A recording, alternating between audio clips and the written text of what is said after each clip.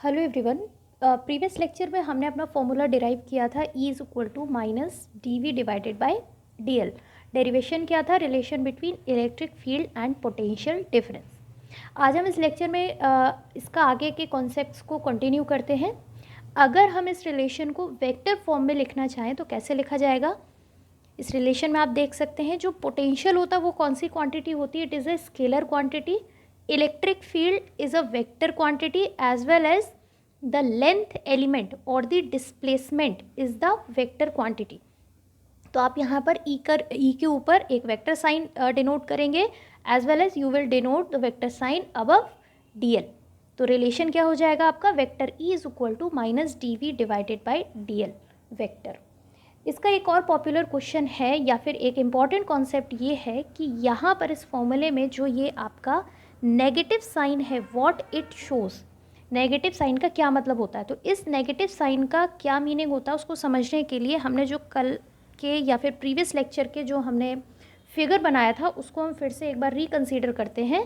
Suppose आपका ये point था B point and this point was A point. The direction of electric field was like this. It was pointing towards right. हमारे पास एक test charge था जिस test charge को हमें कहाँ से कहाँ मूव करना है? From point B to point A. आप लोग यहाँ पर देख रहे होंगे कि जो डायरेक्शन ऑफ इलेक्ट्रिक फील्ड है वो क्या है आपका? Towards right. अब हमारा टास्क क्या है कि हमें चार्ज को कैपिटल बी पॉइंट से कहाँ तक मूव करना है? कैपिटल ए पॉइंट तक. आपने बी पॉइंट से अपना जर्नी स्टार्ट किया to move the charge small Q और आपको जर्नी अपना कहाँ तक ले जाना है? कैपिटल ए पॉइंट तक. जब आप कैपिटल बी पॉइंट पर हैं, व्हेन द चार्ज और this test charge is at capital B point, this charge will experience an electrostatic force. ये चार्ज क्या फील करेगा? एक इलेक्ट्रोस्टैटिक फोर्स फील करेगा. किसकी वजह से फील करेगा? Due to this electric field. अब आपको क्या करना है? इस चार्ज को इस डायरेक्शन में मूव करना है against this electric field. Suppose आप कैपिटल बी पॉइंट पर हैं, आप कुछ वर्क करेंगे टू होल्ड दिस चार्ज और आप यहाँ से यहाँ तक जब इस चार्ज को लेकर आएंगे तो आप जितना भी वर्क कर रहे हैं वो amount of work will be increased. और वो इंक्रीज्ड अमाउंट ऑफ वर्क क्या इंक्रीज कर देगा? The potential energy stored with this charge. जब ये चार्ज आपका कैपिटल बी पॉइंट पर है, you are doing some work, वो वर्क किस फॉर्म में स्टोर होगा? As the potential energy of the charge at point B. Potential energy को हम किससे डिनोट करते हैं? यू बी से. अगर हम U B divided by test charge small Q करेंगे तो ये क्या हो जाएगा? आपका पोटेंशियल एट बी. ठीक है, तो फिर से देख लीजिए. चार्ज है, चार्ज को इलेक्ट्रिक फील्ड में रखने के लिए you need to do some work and that work will be stored as the potential energy at that point. Divided by Q अगर आप करेंगे तो आपको क्या मिल जाएगा? Potential at that point. तो ये आपका पोटेंशियल हो जाएगा बी पॉइंट पर, जिससे हम किससे डिनोट करेंगे? वी बी से. अब जब आप इस चार्ज को बी पॉइंट से ए पॉइंट तक ले जाएंगे, आपका जो अमाउंट ऑफ वर्क डन होगा वो भी इंक्रीज़ होगा, जिस वजह से आपकी क्या इंक्रीज़ होगी? Potential energy. अगर हम ए पॉइंट पर पोटेंशियल एनर्जी की बात करें तो वो कितनी होगी? U A. और हम इजीली देख सकते हैं कि ए तक आने में आपने ज़्यादा वर्क किया है as compare to point B. तो इसका मतलब ये है कि ए पॉइंट पर जो स्टोर्ड पोटेंशियल एनर्जी है वो बी पॉइंट से ज़्यादा होगी. तो हम यहाँ पर नीचे क्या लिख सकते हैं? That means U A is greater than U B. ठीक है, अब आपको फिर से क्या करना है? इस पोटेंशियल एनर्जी को एट पॉइंट ए पर जो है उसको फिर से डिवाइड करना है बाय स्मॉल क्यू और ये क्या हो जाएगा? पोटेंशियल एट पॉइंट ए. ठीक है, तो आपका ये हो जाएगा पोटेंशियल एट पॉइंट ए. सो इसको आप कैसे डिनोट कर देंगे? वी ए से. तो अब आप इस फिगर में क्या देख सकते हैं कि जो पोटेंशियल एट पॉइंट ए है it is greater than potential at point B. बहुत सारे स्टूडेंट्स पोटेंशियल एनर्जी और पोटेंशियल में कंफ्यूज होते हैं, बट आपको कंफ्यूज नहीं होना है. आप तीन चीज़ें याद करिए. अगर वर्क किया गया है तो वो किस फॉर्म में स्टोर हो जाएगा? पोटेंशियल एनर्जी के फॉर्म में. ठीक है, तो वर्क किससे रिलेटेड होता है आपका? पोटेंशियल एनर्जी से. अगर पोटेंशियल एनर्जी स्टोर हुई है तो आप अगर उस पोटेंशियल एनर्जी से टेस्ट चार्ज को भी आप मूव कर रहे हैं, उसको आप डिवाइड कर देंगे तो आपको क्या उससे फाइंड आउट हो जाता है, पोटेंशियल। तो हमने यहाँ पर यही किया है, पोटेंशियल एट बी पॉइंट पर हमने पोटेंशियल निकाला, ए पॉइंट पर पोटेंशियल निकाला, and we have found out that potential at A is greater than potential at B. तो आप ये देखिए कि जो इलेक्ट्रिक फील्ड का डायरेक्शन है वो किस डायरेक्शन में है, टूवर्ड्स राइट। और अगर हम पोटेंशियल के टर्म्स में देखें तो ये जो पोटेंशियल है वो लेफ्ट डायरेक्शन में इंक्रीज हो रहा है, तो इसको हम बोल सकते हैं it is increasing in left direction, it is increasing in left direction. Potential आपका लेफ्ट डायरेक्शन में इंक्रीज हो रहा है, इलेक्ट्रिक फील्ड की डायरेक्शन क्या है, आपकी राइट डायरेक्शन में है। अगर ये इंक्रीज लेफ्ट डायरेक्शन में हो रहा है तो पोटेंशियल आपका सिंपली क्या है कि डिक्रीज किस डायरेक्शन में होगा, टुवर्ड्स राइट। तो हम एक स्टेटमेंट लिखते हैं, electric field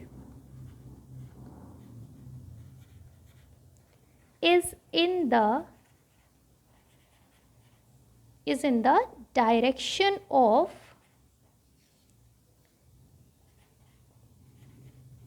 decreasing, electric field is in the direction of decreasing potential। ये आपको मैंने किसकी हेल्प से समझाया है, with the help of this figure. ये डायरेक्शन ऑफ इलेक्ट्रिक फील्ड है, ये आपका इंक्रीजिंग पोटेंशियल है लेफ्ट में, और राइट डायरेक्शन में क्या हो जाएगा आपका, डिक्रीजिंग पोटेंशियल। तो जो इलेक्ट्रिक फील्ड का डायरेक्शन है वो किसकी डायरेक्शन में, in the direction of decreasing potential. अब आपको अगर ये कॉन्सेप्ट समझ में आ गया तो अब आप ये फॉर्मूला देख लीजिए। यहाँ पर क्या है, E is for electric field and D V is for potential difference. Negative sign क्या शो कर रहा है कि जो आपका इलेक्ट्रिक फील्ड होगा वो उस डायरेक्शन में होगा जिस डायरेक्शन में ये जो डिफरेंस है वो डिक्रीज हो रहा है। सपोज यहाँ पर पॉजिटिव साइन होता, नेगेटिव नहीं होता, तो आप क्या बोलते हैं कि जिस डायरेक्शन में आपका पोटेंशियल डिफरेंस या फिर पोटेंशियल इंक्रीज हो रहा है उसी डायरेक्शन में इलेक्ट्रिक फील्ड है। बट यहाँ पर जो नेगेटिव साइन है वो क्या शो कर रहा है कि जो इलेक्ट्रिक फील्ड का डायरेक्शन है it is in the direction of decreasing potential.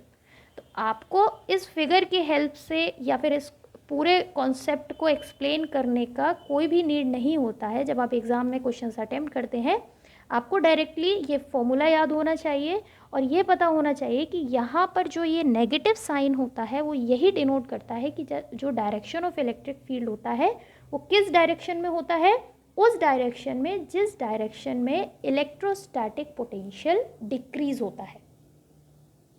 तो इतना अगर आपको ये चीज़ कॉन्सेप्ट इसका समझ में आ गया, and this is very popular question in CBSE as well as in competitive exam. तो आपको ये कॉन्सेप्चुअली पता होना चाहिए कि क्या ये क्या शो करता है।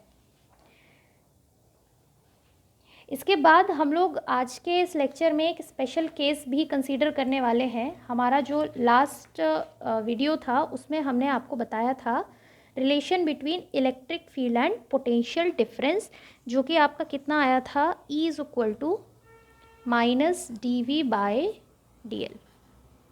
This was the relation, vector E is equal to minus D V by D L. यहाँ पर आप इसके ऊपर भी वेक्टर का साइन लगाएंगे। लास्ट क्लास में हमने जो फिगर बनाया था उसमें आपने क्या बोला था कि if this is the electric field, this is the direction of electric field, there are 2 points B and A and we are moving a test charge from point B to A। हमको point B से A तक test charge को move करना है।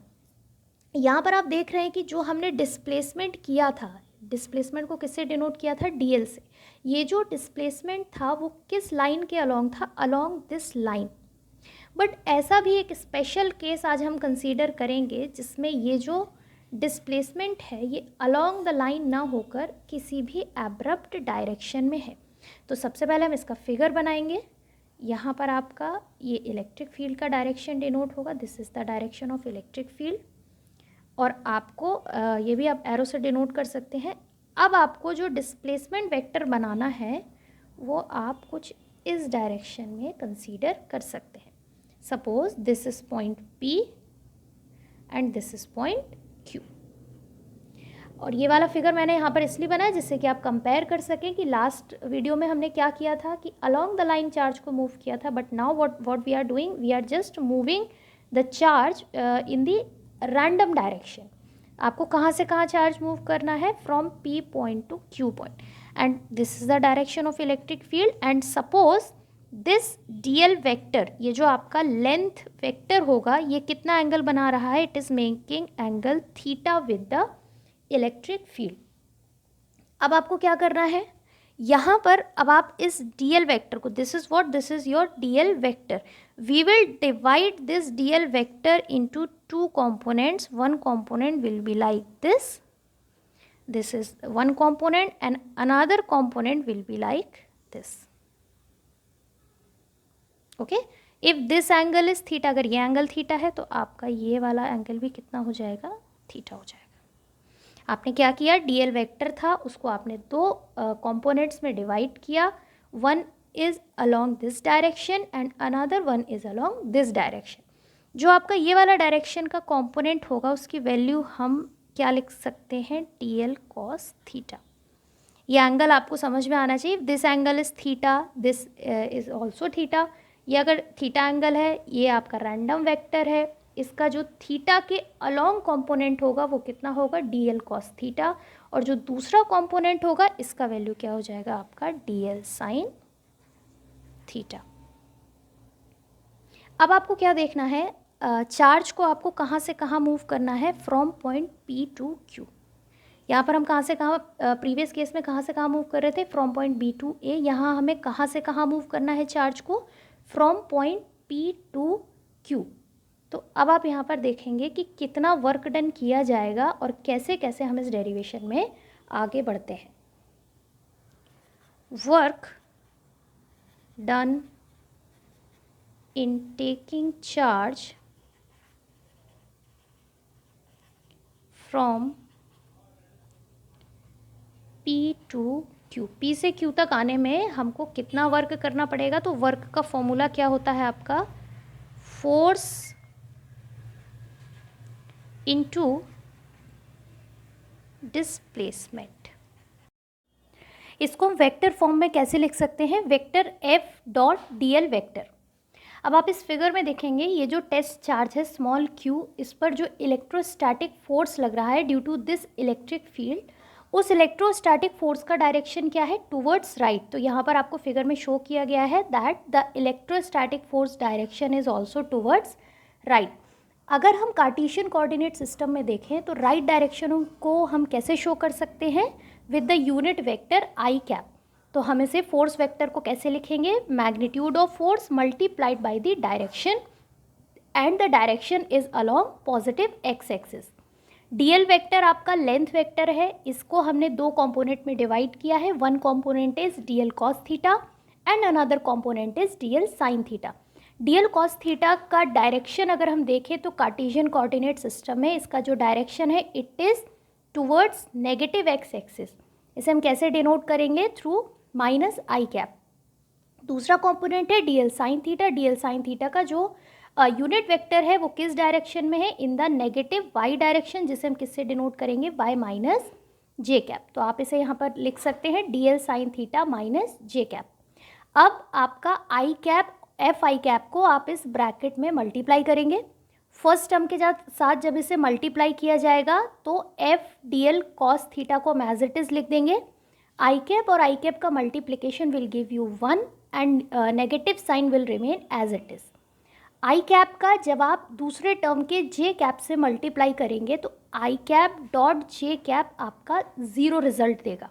तो second term की value क्या हो जाएगी आपकी 0। तो फाइनली हमको क्या मिल गया यहाँ पर, minus F DL cos theta. ये हमने क्या निकाल लिया है, work done in taking the charge from point P to Q। अब इसी फिगर में आप देखते जाइए, अब हम क्या लिख सकते हैं, पोटेंशियल डिफरेंस। हम अपने टेस्ट चार्ज को P पॉइंट से Q पॉइंट तक लेकर आ रहे हैं, तो फाइनल जो आपका पॉइंट है वो कौन सा है, Q, इनिशियल पॉइंट है P। तो पोटेंशियल डिफरेंस कैसे लिखा जाएगा, VQ माइनस VP। और पोटेंशियल डिफरेंस किसके इक्वल होता है, work done in taking the charge from point P to Q divided by test charge. Work done हम ऑलरेडी कैलकुलेट कर चुके हैं, उसका हम वैल्यू पुट करेंगे। वैल्यू कितना आया है हमारा वर्क डन का, minus F D L cos theta divided by small Q. Force का वैल्यू क्या है हमारा, charge multiply by electric field. यहाँ पर आप फिगर में भी देख लीजिए, फोर्स का जो मैग्नीट्यूड होता है वो कितना होता है, Q इंटू ई, और डायरेक्शन है यहाँ पर टूवर्ड्स राइट। हम यहाँ पर क्या लिख रहे हैं, सिर्फ फोर्स का मैग्नीट्यूड लिख रहे हैं जो कि कितना है, Q इंटू ई। डी का वैल्यू हो जाएगा minus Q into E D L cos theta divided by small Q. आप स्मॉल क्यू से स्मॉल क्यू को कैंसिल आउट कर देंगे तो आपका फाइनल क्या बचेगा, D V is equal to minus E D L cos theta. हम इसे ऐसे भी लिख सकते हैं, E cos theta is equal to minus D V divided by D L. कल की जो हमारी क्लास थी उसमें हमने जो एक्सप्रेशन पढ़ा था वो आपका क्या था, E is equal to minus D V by D L. हमारी लास्ट क्लास का या फिर जो हमारा प्रीवियस वीडियो था उसका आपका कितना वैल्यू आया था या फिर एक्सप्रेशन क्या था, E is equal to minus D V by D L.